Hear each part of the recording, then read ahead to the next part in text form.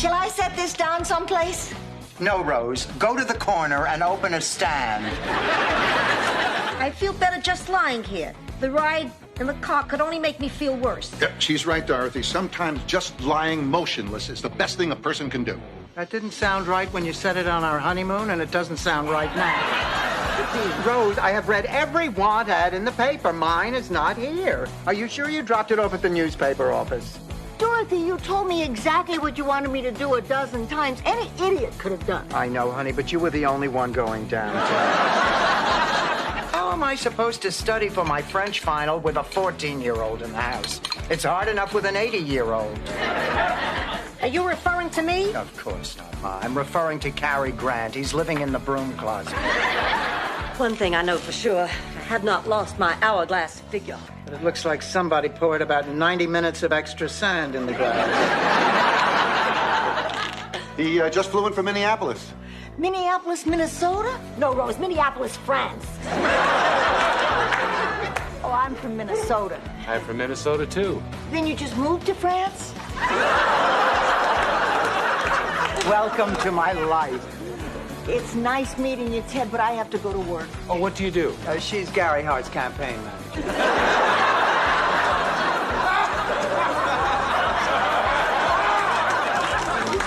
It doesn't pay much, but you don't have to get out of bed to do it.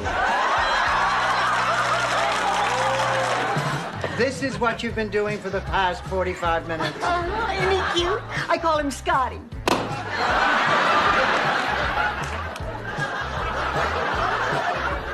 Now you can call him garbage. Hey, there's nothing wrong with my taste. You've seen that ring that I picked out for Dorothy. Actually, he was going for a bracelet, but the mechanical claw grabbed the ring.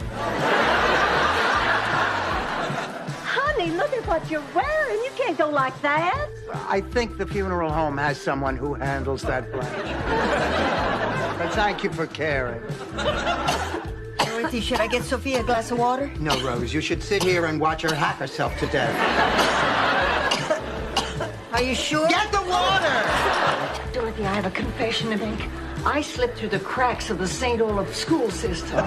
It's very hard to believe. I've seen you almost complete a TV Guide crossword puzzle. What has become of chivalry? When men used to open doors for you, pull out your chair, tip their hat, kiss your hand, help you down out of your carriage, leave calling cards and little silver salvers.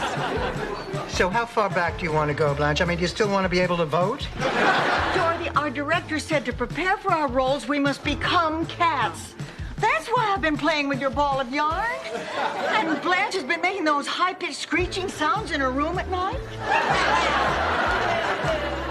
You've been practicing for this part for a lifetime, haven't you? You're little Dorothy Petrillo. That's right. You haven't changed a bit. Same gorgeous smile, pretty eyes, beautiful figure, long golden blonde hair. You have cataracts, don't you, Mr. Weinstein? You know, this must be my lucky day. I usually end up sitting next to a fat, sweaty man who insists on taking his shirt off. What kept you? I'm panting, Dorothy. Is the UPS man wearing his tight overalls again? Whoop, it is really coming down. What's coming down? The Liberace marquee at Caesar's Palace. Now, look here, now you be Frank, I'll be you, okay? Well, Frank, you know, I've been thinking, this is the third Saturday of our relationship, and I don't even know what you like to eat. Why don't you come over for dinner this Saturday night and let me find out what whets your appetite?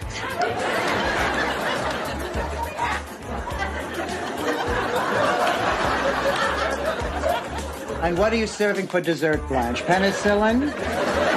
Rose, we don't necessarily get the parents we want.